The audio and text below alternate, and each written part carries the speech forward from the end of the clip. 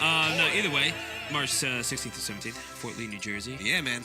It's gonna be wildin'. It's gonna have doubles, gonna have singles action going on there. Supposedly, I'm not even sure exactly what the plan is, but there's gonna be some stuff happening.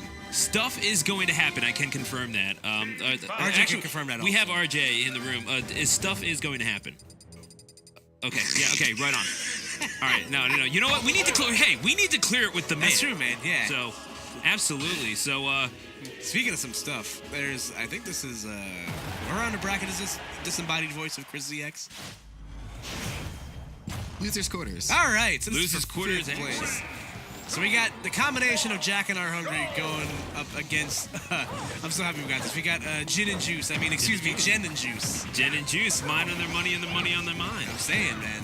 They're gonna have to make it a little bit farther to progress into that money field, though. But needless to say, this is the first step into potential financial gain for both these teams.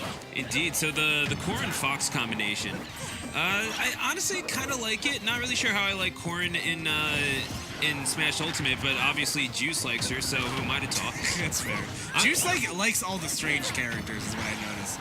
Like ZSS at least has like the paper trail to like mark up for the fact why he'd like her, but like you know, Corrin is kind of like null and void.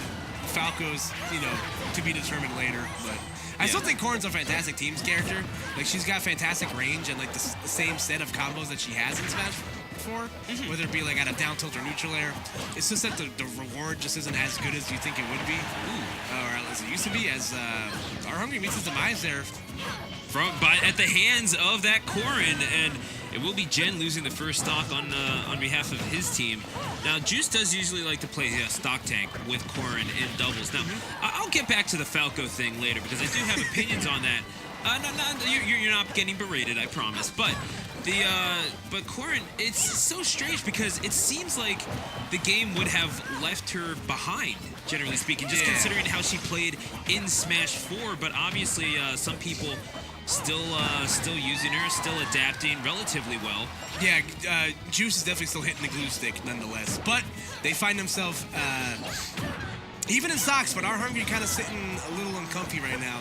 It's funny because we haven't really talked about Hungry and Jack. They're both playing characters that they don't usually use. Like Jack is primarily a Falcon main, Hungry primarily a Zelda main. Both of them using characters that aren't those guys right here. Palutena, I think, is probably one of the best doubles characters, just because the game kind of plays itself sometimes in certain matchups. Like neutral air completely shuts down approaches. Explosive flame is a fantastic cross-up tool in teams. You can just neutral air 70 times and control the stage. Like, and also, just say it. And Peach, for like the history of Smash, has been a fantastic teams character. Like she's just able to play so many roles well, whether it be stock tank, lead, being able the one that nets the kills. Now, right now, after the tables were looking kind of rough for the blue team, things have kind of settled down a little bit, but still sitting at very dangerously high percents right now. We'll say, I mean, Juice definitely has some practice playing Peach in Smash Ultimate, considering, I mean, just as recently as last night, having to play Blazing Pasta in losers semi-final action at Codename Bears in the laboratory. Shoutouts.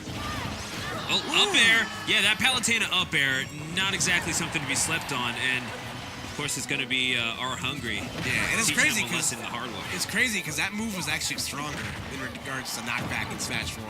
Yeah. And like, you know, as Palutena is just a much different character, but up air is still a force to be reckoned with. Who let that Mr. Saturn on the field? Who let this? Dude, I'm telling you, there's something in the soil for Peach mains, man. They got that green thumb on deck. Unbelievable. I mean, if we see a bomb, if my child gets hurt, who let my child drop off of the stage like that? Unbelievable. Treat Mr. Saturn's properly. What's that in your hand? A knife? Yeah. All right, so needless to say, it is a relatively even across the boards. The blue team sitting obviously at the more dangerous percents, but still a last stock situation nonetheless for the red team. And that is the impossible angle, forcing Hungry to have to recover high. There isn't a lot of drift outside of Palutena's recovery.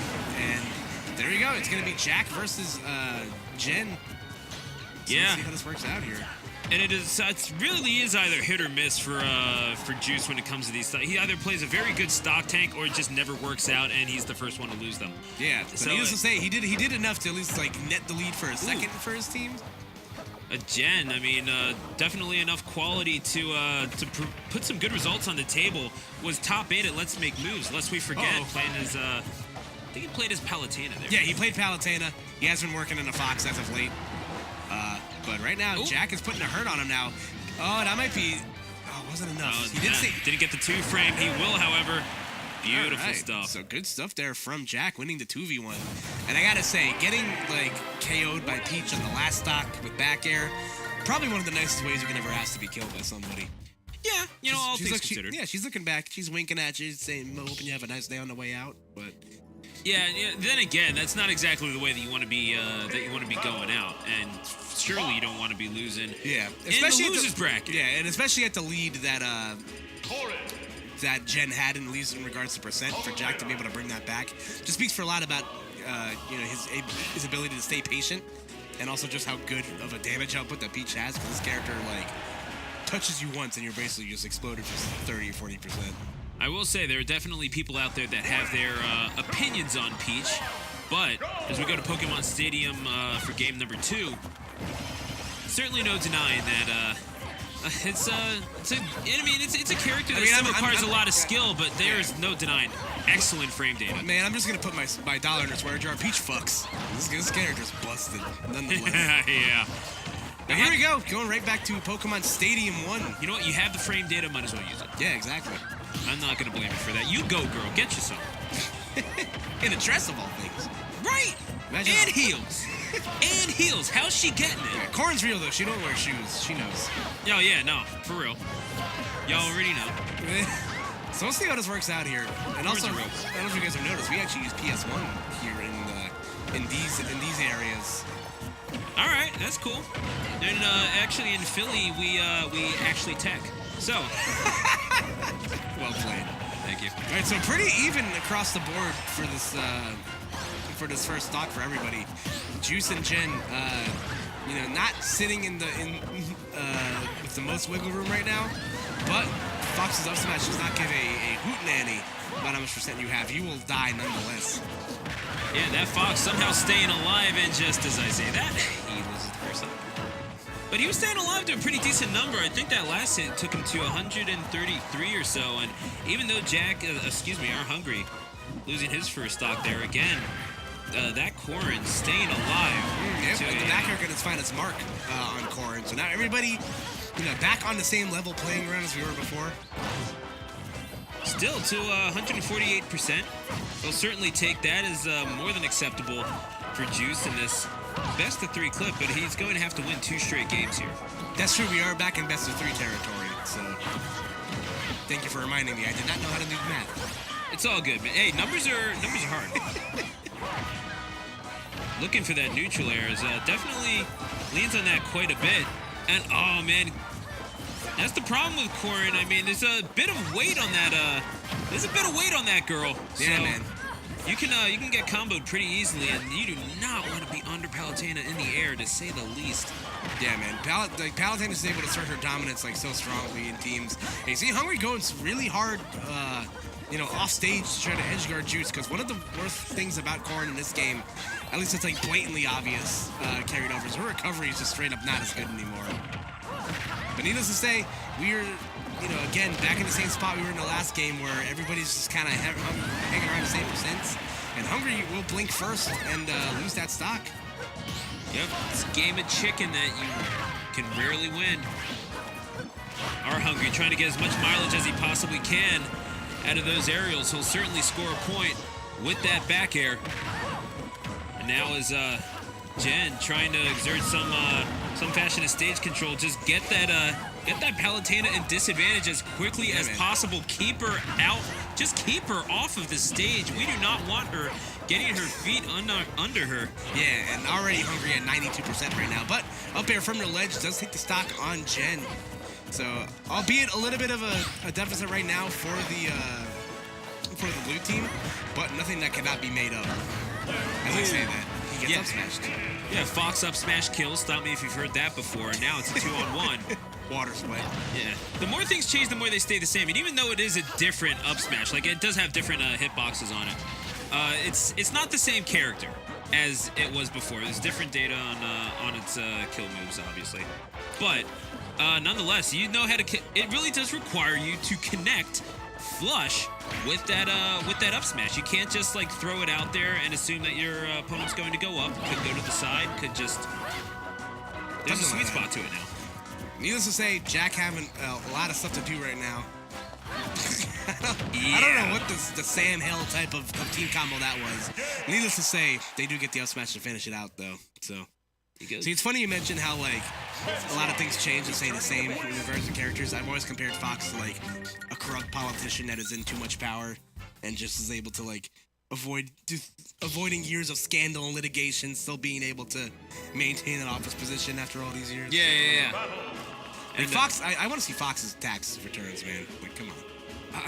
Dude, we already got Black Yoshi busted. Now you want Fox busted too? For real? Like the entire Fox race? For real? You really got to go there? You're trying to like straight... You're trying to straight audit Fox now. Oh, yeah. You know, I was an intern in an audit department once at a bank. Let me tell you. Oh, my God. Nobody was ever happy to see me. Yeah, seriously. Dude, that is... Man, and the fact that you're doing so well with in terms of PR now, you know, like that's a testament to you, my man. As we go to Final Destination for game number 3, and this will be the final destination for one of these teams too, as we advance further into this losers bracket. Oh my! Getting edge guarded, and Jen does well to make it back, but jeez.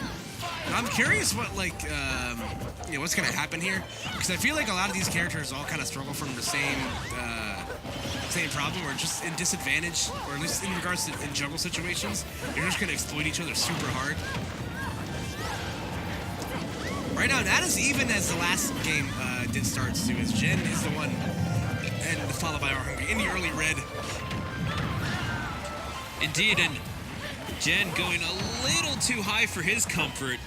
Definitely wanted to get away from Arhungry as fast as possible, but in trying to avoid that, runs straight into the crown of Jack. And there you go. Not able to make it back to the stage is Juice.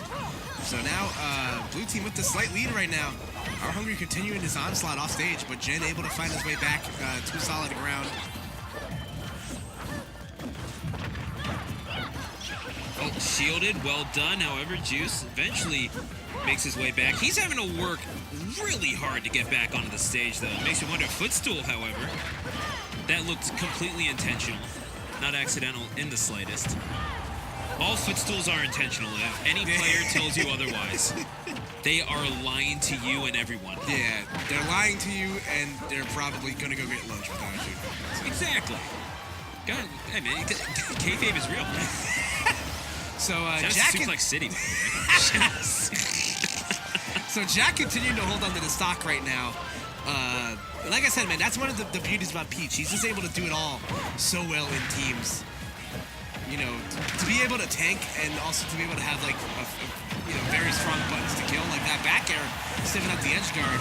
But eventually he meets his demise as on a respawn. So stocks flying off left and right as Jen, as we saw, meeting his demise as well as Jack. However, Jack only just losing his first stock. Yeah, that's going to be huge.